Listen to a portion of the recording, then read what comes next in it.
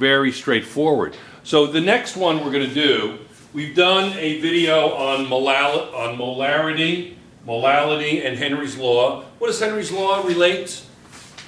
It relates pressure and solubility. Is the relationship between pressure and solubility in Henry's law direct or indirect? Direct. It's direct.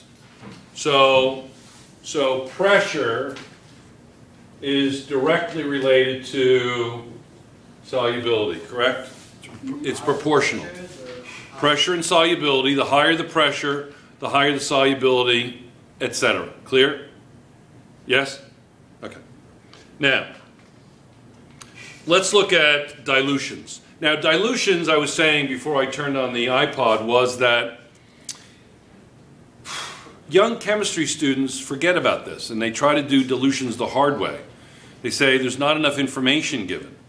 And dilutions is actually a very straightforward calculation.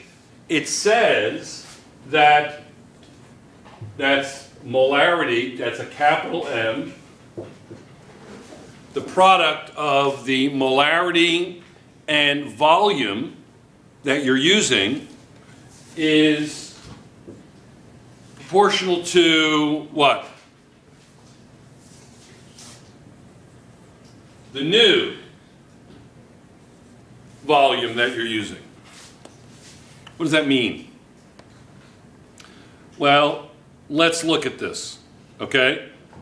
Here we're going to report things in milliliters, okay? You ready? Yes or no? Why can I have liters here, and I'm going to use milliliters. Why can I do that? This is moles per liter, and then I have milliliters here. How can I do that? You switch milliliters to liters, 0.000. I do? All right, well, let's see how this does it, okay? You ready? You ready? Okay. It says how many milliliters of aqueous 2 molar solution. So, I have 2 molar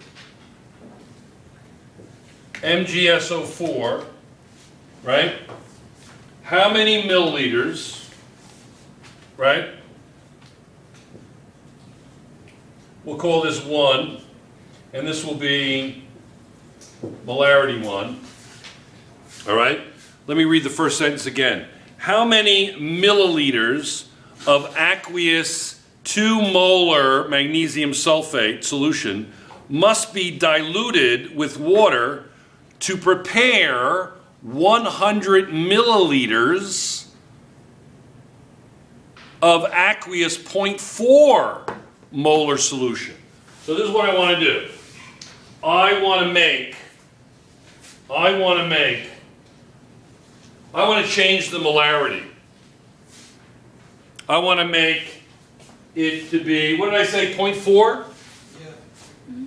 I said 0.4, right? Yes. I want to make a 0.4 molar solution. I want to make a 0.4 molar solution out of a 2 molar solution. What obviously are you going to have to do? It starts with a D. What are you going to have to do? Dilution. You're going to have to dilute it, right? Yes? Mm-hmm. Yes? How many people have ever made like instant Kool-Aid or instant iced tea or something, right? And you don't put enough water in it. What does it taste like? Too concentrated, right? So how do you dilute it? You add more water. You add more solvent, correct? Well, what happens when you do that?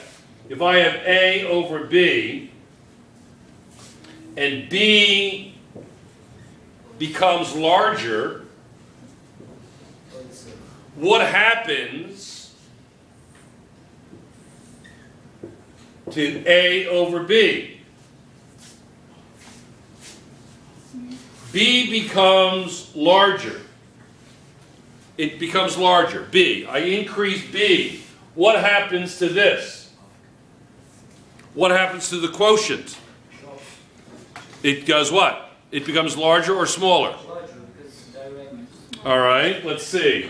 1 over 1 equals 1. 2 over 2. 1, no, I'm changing the denominator. 1 over 2 equals 0.5.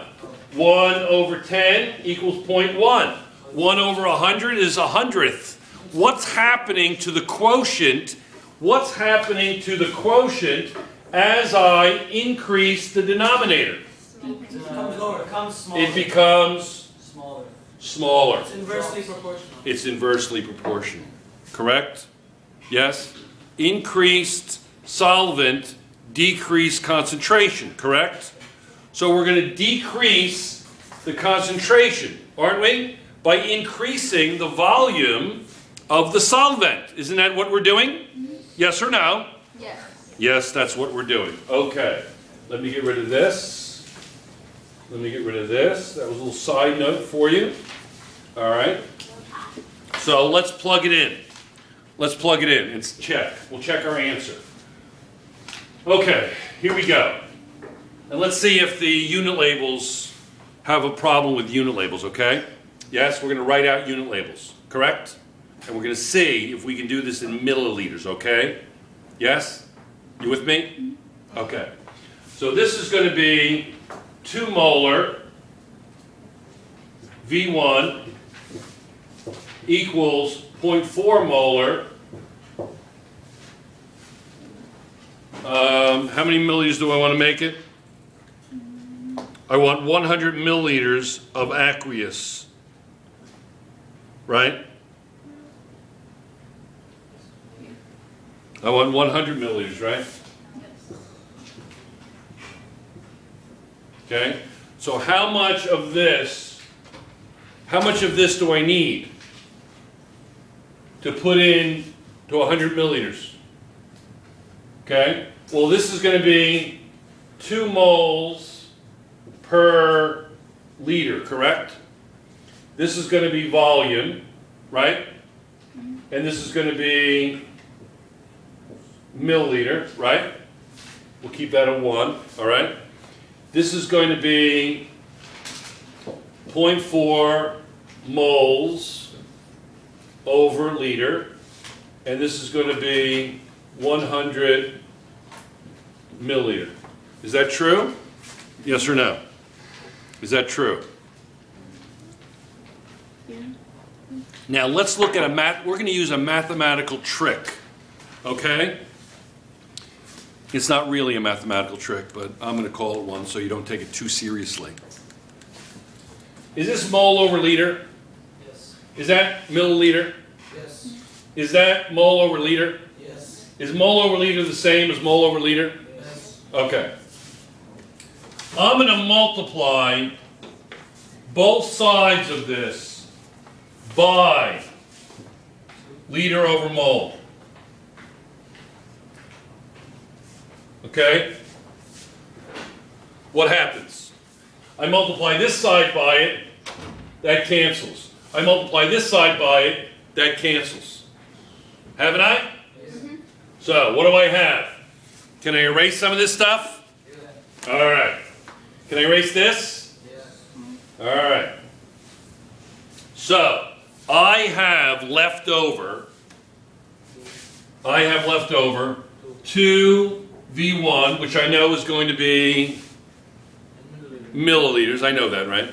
And then I have that equals 0.4 times 100, which we know is going to be what? 4 liters. What is it? 40 milliliters. What is it? 40 milliliters. 40 milliliters. So that's going to be 2V1. Oh, this is going to be, sorry, we've got to put in milliliters here. You're right. That canceled, and we'll have 40 milliliters. So divide by 2. Divide by 2, what do you get? 20 20 milliliters. milliliters. I need 20 milliliters, right?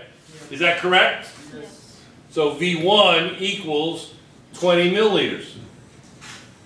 Now, even though I have moles per liter for molarity and my volume is milliliters, it still works, doesn't it?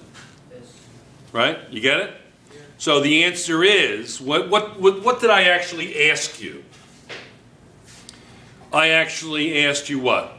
that, wait a second, you have molarity and volume, and molarity is moles per liter, and volume is milliliters, and someone in this class who shall remain nameless said, you've got to convert the milliliters to liters. But I forgive you. Ishmael. Oh, did I say the name? I'm sorry. All right. So end of dilution. Are we off? Excellent.